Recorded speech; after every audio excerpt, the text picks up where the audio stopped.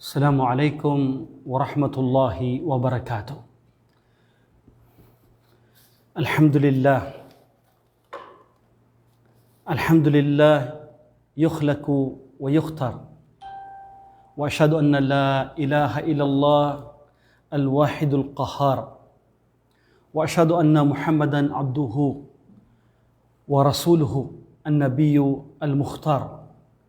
Sallallahu alaihi wa ala alihi wa man taba'ahum bi ihsan ila yaumiddin.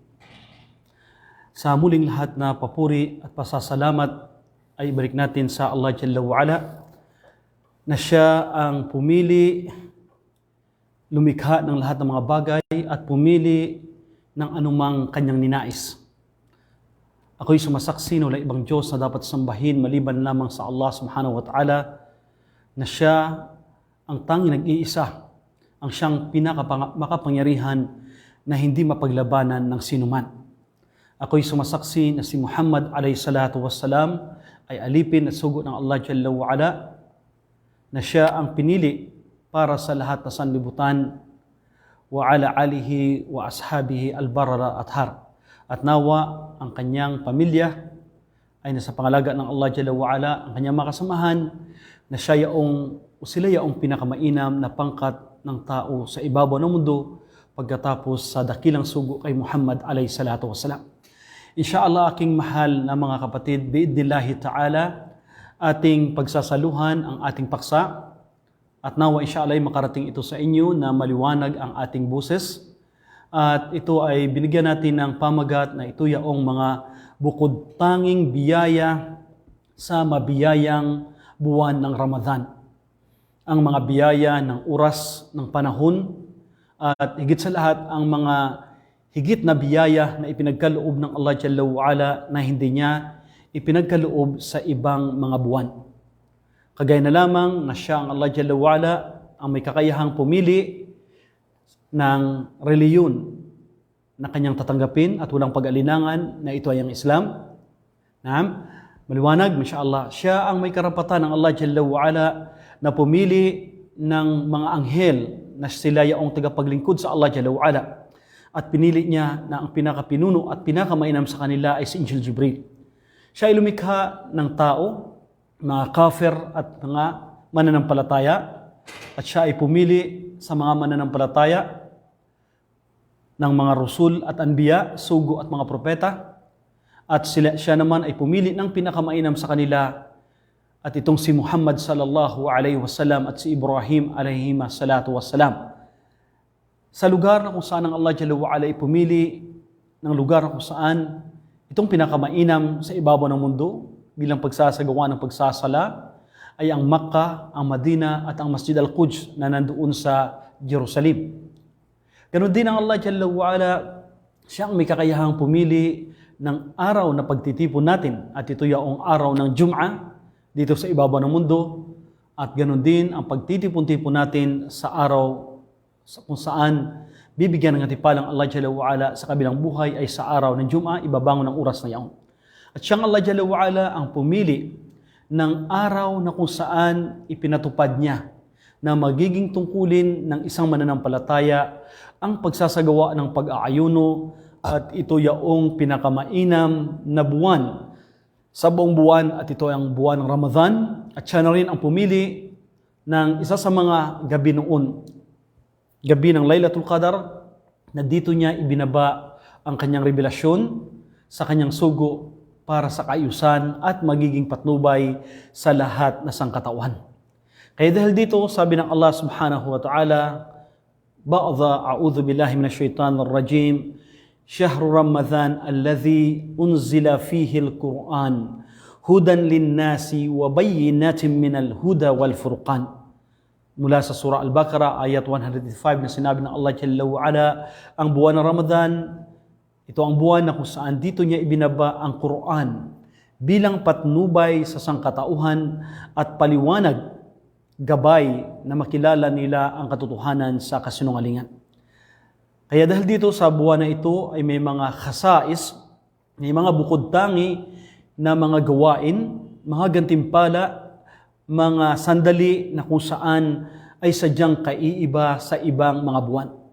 Ito ay mula sa hadith na inulat ni Ibn Khuzaimah at Baihaqi na ayon kay Salman radhiyallahu ta'ala anhu na ang Propeta Muhammad alayhi salatu wasalam ay nagsagawa ng khutbah sa huling araw ng Sha'ban.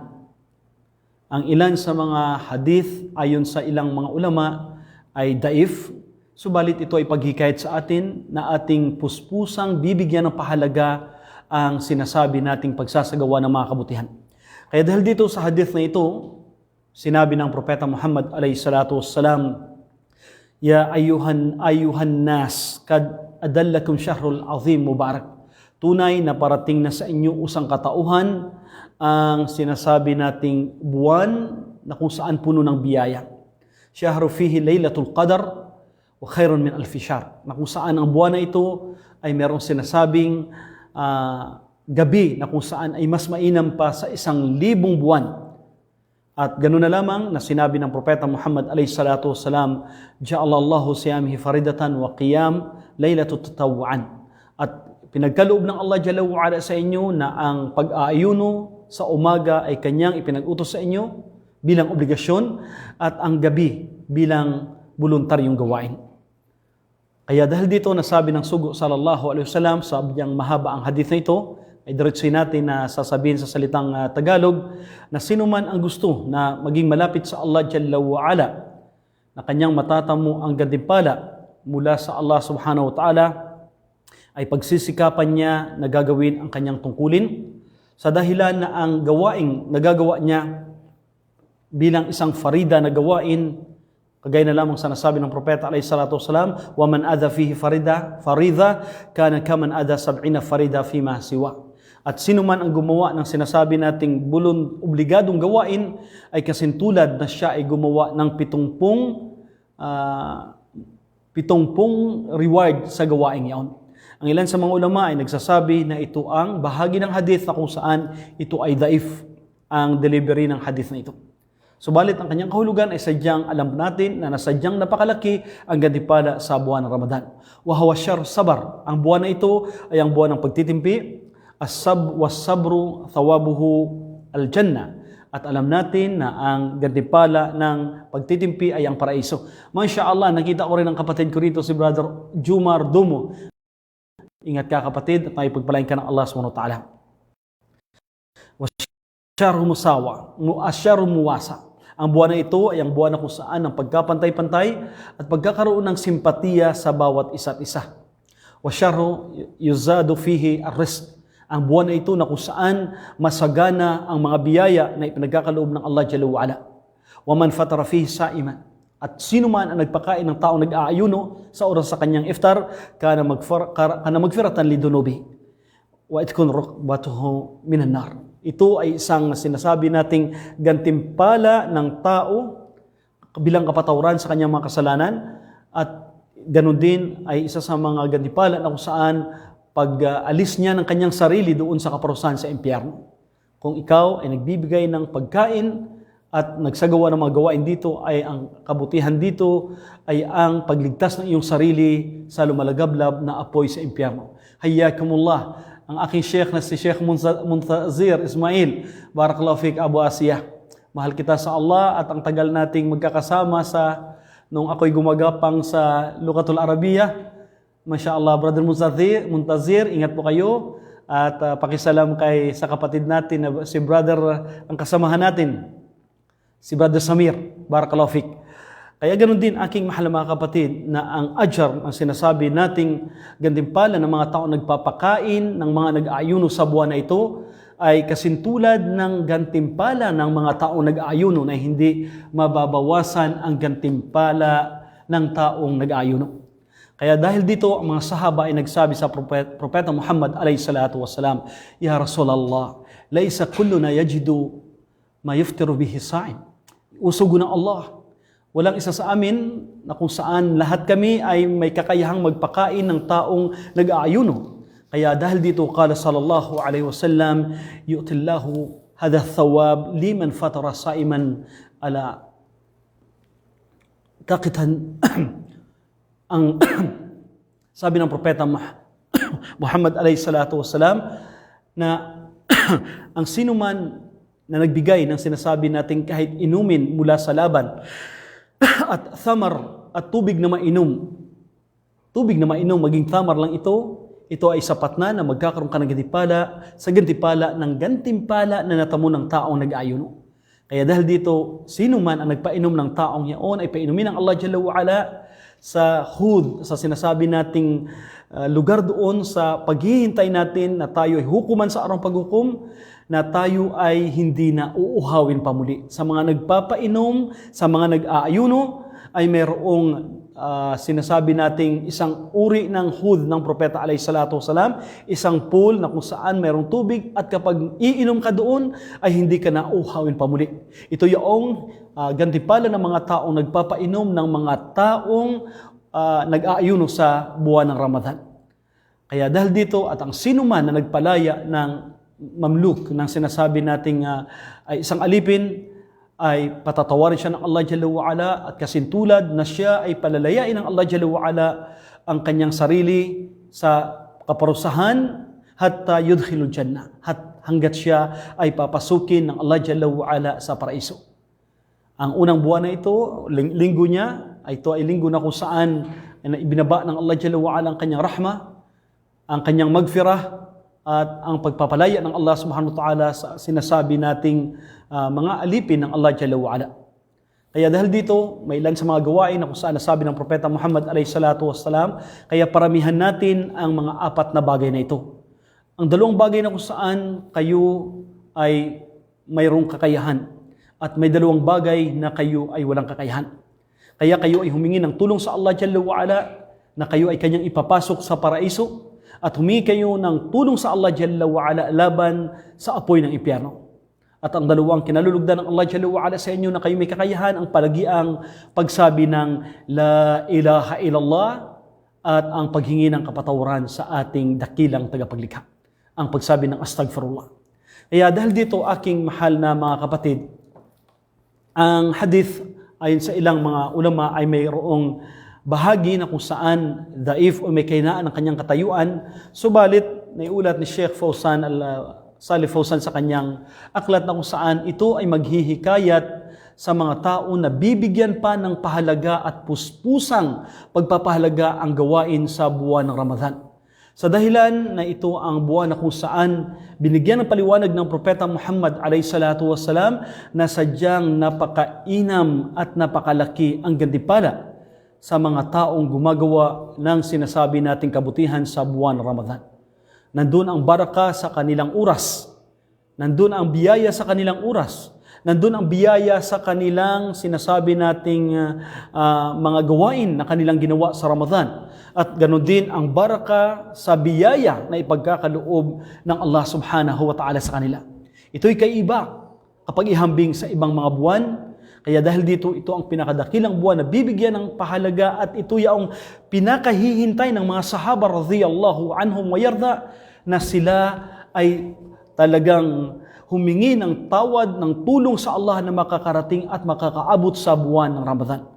At higit sa lahat na nasabi ng Propeta Muhammad alayhi salatu wasalam wa akbar Rasulullah alayhi salatu wasalam anna fih laylatul qadar wa hiya khairun min alfi shahr. Na kung saan may gabi at kung wala ito sa ibang mga buwan, na ang isang gabi na yaon, kapag makakatagpo ka sa gabing yaon, ang iyong gawain ay higit pa sa sinasabi nating 1,000 buwan sa iyong buhay. At ang mga ulama, ito yung nagsasabi na ito ay abot ng 83 years and 4 months na ang kasintulad ng biyaya sa gawain sa gabing yaon. Kaya sino ang makapagbigay sa atin ng ganung gantimpala? Maliban na lamang sa dakilang tagapaglikha kapag ating bibigyan ng pahalaga ang gawain sa buwan na iyon. Kaya dahil dito, fihi laylatul lati unzila fihi al-Quran. At yun ang gabi na kung saan ibinaba ng Allah Jalla wa Ala ang banal na Quran. Kaya dahil dito, sinabi ng Allah Subhanahu wa Ta'ala, inna anzalnahu fi laylatul qadar. At tunay na aming ibinaba ito sa gabi ng Qadar na kung saan binigay namin ang tadhana o ang kapalaran sa buong taon na mangyayari. Alam natin na sa Baitul Izza, ibinaba ng Allah Jalla wa Ala ang banal na Quran at dito sa bawat buwan ng Ramadan, dito ulit ni-remind ang Propeta Muhammad alayhi salatu wassalam na ito ang buwan na kung saan ibinaba ng Allah subhanahu wa ta'ala. Kaya dyan, ibinaba ng Allah Jalla wa Ala ang sinasabi nating takdir, ang sinasabi nating maging kapalaran o buhay ng tao sa loob ng isang taon. Kaya dahil dito, ito ay higit pa sa 1,000 buwan sa ating buhay. Kaya dahil dito, pagsusumikapan ng bawat isa't isa, sa dahilan na sabi ng Allah subhanahu wa ta'ala, inna anzalnahu fi laylatul qadar, at binaba namin ito sa gabi ng laylatul qadar, tanzilul malaikatu wa ruh fi, na kung saan ang mga anghel ay bumaba sa gabi ng sinasabi nating laylatul qadar. Kaya dahil dito, ang gabing yaon na nasabi ng Allah subhanahu wa ta'ala, fiha yufraqu kullu amrin hakim. At doon, sa gabing yaon, ay binaba ng Allah Jalla wa Ala ang kanyang mga tadhana sa lahat ng mga bagay na mangyayari po nito sa taon na yaon na mula sa kanyang batas, dahil siya ang lubusang may kaalaman at lubusang nakapangyarihan. Kaya dahil dito ang gabi na yaon, nasabi ng Allah Jalla wa Ala, salamun hiya hatta matla'il fajr, at kapayapaan sa gabing yaon hanggat sa dumating ang oras ng fajr. Kaya dahil dito sa gabi na yaon o sa gabi ng Ramadan o ang buong buwan ng Ramadan ay mayroong mga espesyal at bukod tangi na hindi natin matatagpuan sa ibang buwan. Kaya dahil dito ang Propeta Muhammad a.s. kung siya higit na mainam sa pagbibigay ng saka, ng sadaka, pagbibigay ng mga tulong sa kanyang kapwa-tao, pagsasagawa ng gawain, pagbabasa ng banal na Quran, pagdidhikir, pagsasagawa ng umrah, o ano pa mang uri ng gawain, sa buwan ng Ramadan ay tuluyang puspusan na binibigyan ng Propeta Muhammad a.s. ng pahalaga ang gawain ngayon. Para bagang ito na yung katapusang gabi o katapusang buwan ng ating buhay sa pagsusumikap na tayo ay makakagawa ng mga gawain ito. Kaya dahil dito, aking mahal na mga kapatid, wa hadal hadith iftarada siyam nahari wa istihbab qiyamul layl, na fasiyamu nahari ahadul arkanul Islam. Kaya dahil dito, pinag-utos ng Allah sa umaga na naging tungkulin ang pag-aayuno at kanais-nais na pagtayo sa gabi. At alam natin na ang sinasabi nating pag-aayuno ay isa sa mga haligi ng pananampalatayang Islam, at ang sinumang tumalikod dito na hindi niya gagampanan ito ay maaring dahilan ng kanyang paglabas sa pananampalataya kapag siya ay merong kakayahan.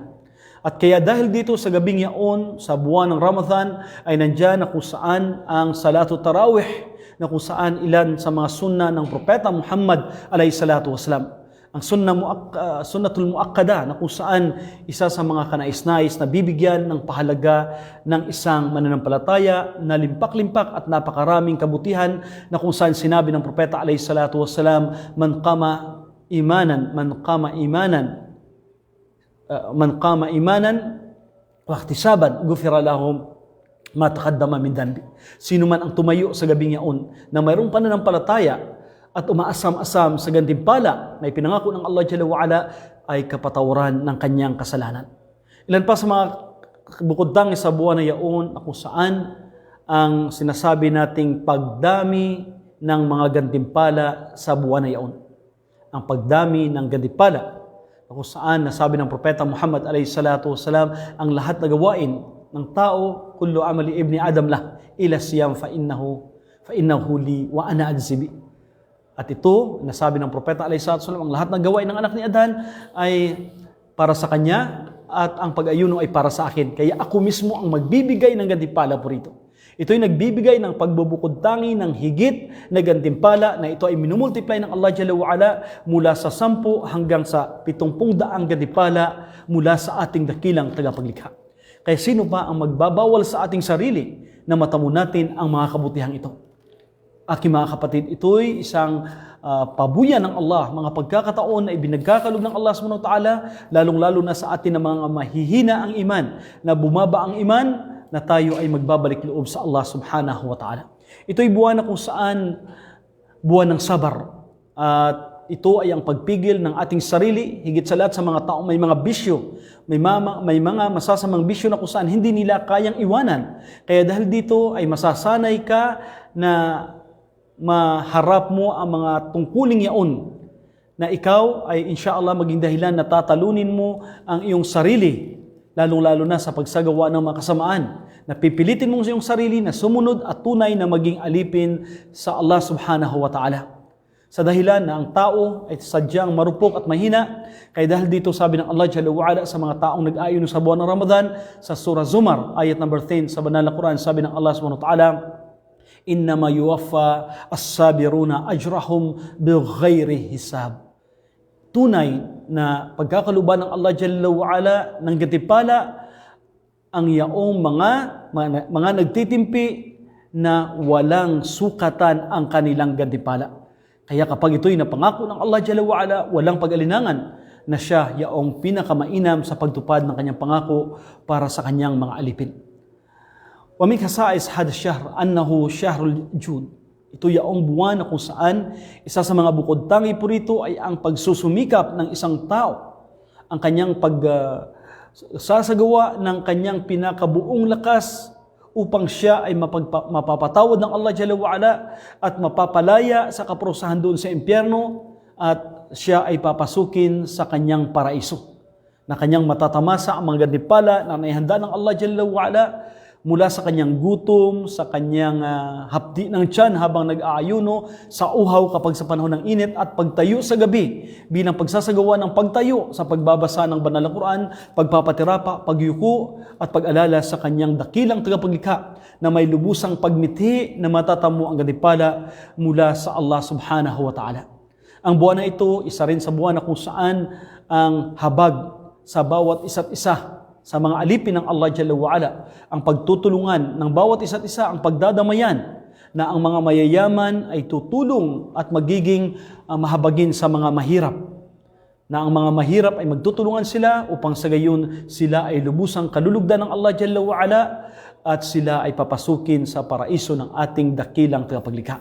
Kaya iba't iba ang sinasabi nating mga khairat, kabutihan sa buwan na yaon. Ang iyong minuto, ang iyong segundo, ang iyong pakikinig ng banal na Quran, Allahu Akbar, ang iyong pagbabasa po nito, ang inyong pag-attend ng lecture, ang iyong pagbibigay ng sinasabi nating saka, ang pagbibigay ng zaka, yung sadaka, napakaraming gawain na kung saan ito'y oportunidad sa atin na tayo ay maging malapit sa ating dakilang tagapaglikha at malayo sa galit ng ating dakilang tagapaglikha. Kaya dahil dito, ang Propeta Muhammad alayhi salatu wassalam, sa kanyang hadith na kung saan siya ay higit pang masabi nating namimiss ang buwan na ito. Talagang nais ng Propeta alayhi salatu wasalam na ang kanyang buong buhay ay maging buwan ng Ramadan. At alam po natin na siya ang pinakamainam na gumagawa ng kabutihan sa lahat ng uri ng ibada. Kaya dahil dito, kapag pumasok na ang buwan ng Rajab, at hanggat sa walhamdulillah tayo na sa Sha'ban, ang dua ng Propeta alayhi salatu wassalam, Allahumma barik lana fi Rajab wa Sha'ban wa baligna Ramadan. Allahu Akbar, o aming Panginoon, bigyan mo kami ng biyaya sa buwan ng Rajab at Sha'ban at pararatingin mo kami sa buwan ng Ramadan. Kaya dahil dito, ang pagdating natin sa buwan ng Ramadan, na mayroon tayong biyaya na ang ating gawain ay kalugod-lugod sa ating dakilang tagapaglikha.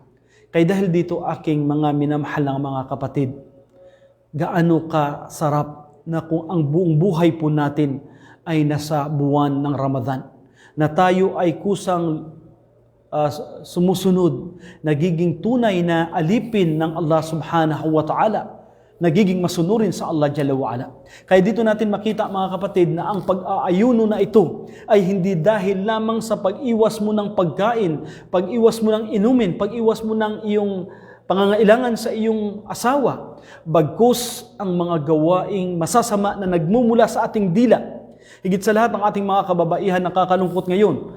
Nandyan, Masya Allah, ang kanilang pagpapapicture sa oras ng kanilang iniload sa kanilang sinasabi nating mga Facebook. Nandyan ang kanilang pagpapahayag ng kanilang katawan. Nandyan ang pakikinig ng mga music. Sa dahilan, mga kapatid, na may mga tao na ginawang legal ang illegal na ito. Kaya nakakalungkot minsan na ating mapagsabihan ng mga kapatid natin, brother, ay huwag po tayong makinig ng music. At sinasabi ng ibang kapatid natin, ito yung kasamaan ng nagagawa natin. Brother, ang isang sheikh po na iba ang kanyang, hindi kayo sumusunod sa kanya, ay pinapayagan niya po ang musika. Kapatid, ang Islam po ay wag mong kukunin sa akin, wag mong kukunin sa sinumang imam. Kukunin natin sa Allah Jalla wa'ala, sa kanyang Quran at sa sunnah ni Muhammad alayhi salatu wasalam.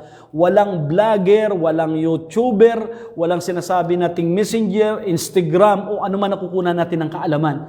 Ang kukunan natin ng kaalaman ay ang sinasabi nating kaalaman mula sa Quran at sa sunnah ni Muhammad sallallahu alayhi wasallam.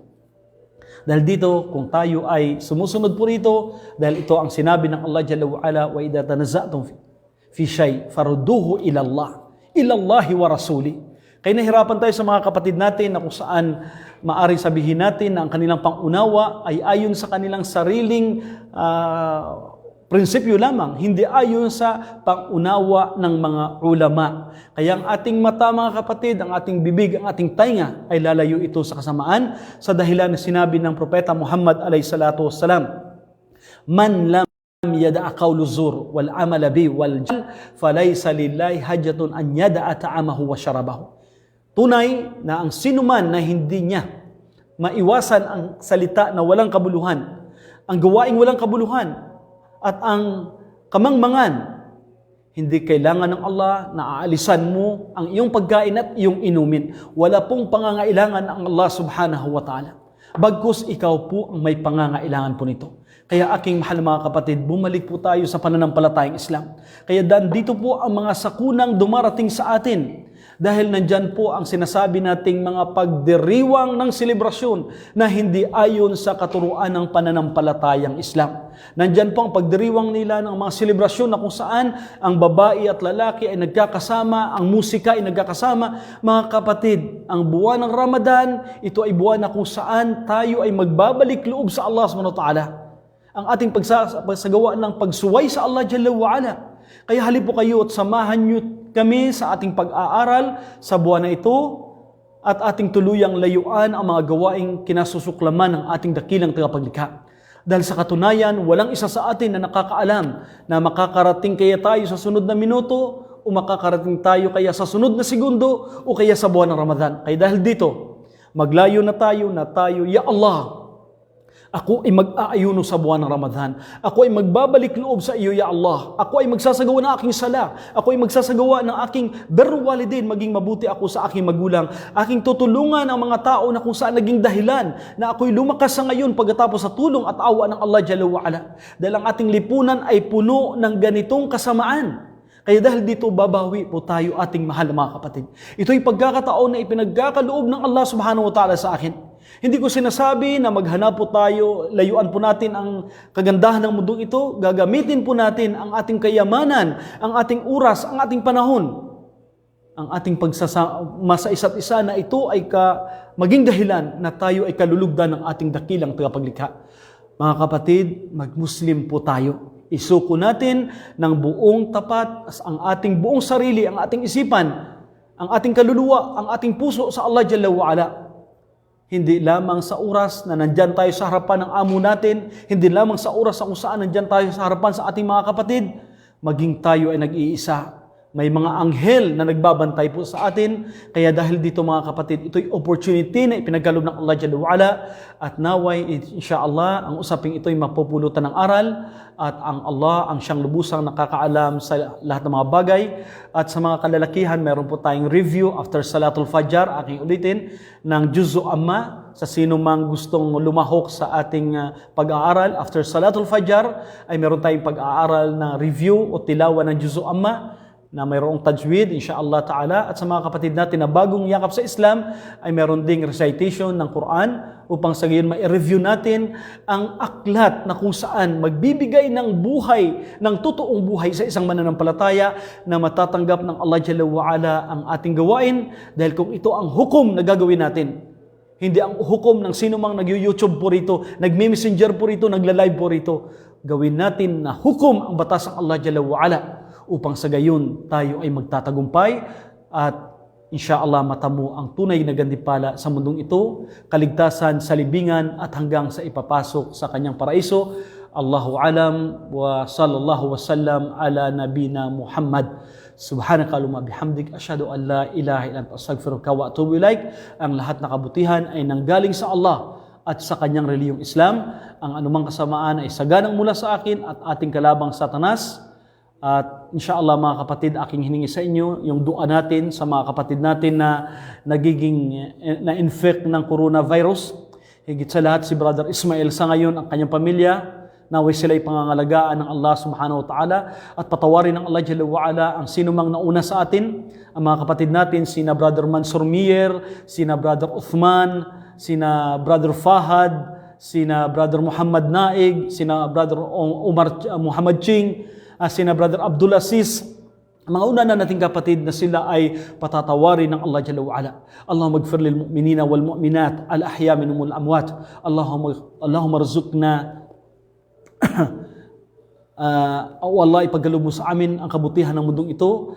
Ipagkaloob mo sa amin na kami ay makapag-iuno sa buwan ng Ramadan. Ipagkaloob mo sa amin na ang aming mga minuto at aming mga segundo ay magiging kaaya-aya sa iyo na bilang isang papuri at parangal po namin dahil tunay ng anumang sa amin ay nagmula sa iyo. Wa sallallahu wasallam ala nabina Muhammad. Assalamu alaikum wa rahmatullah.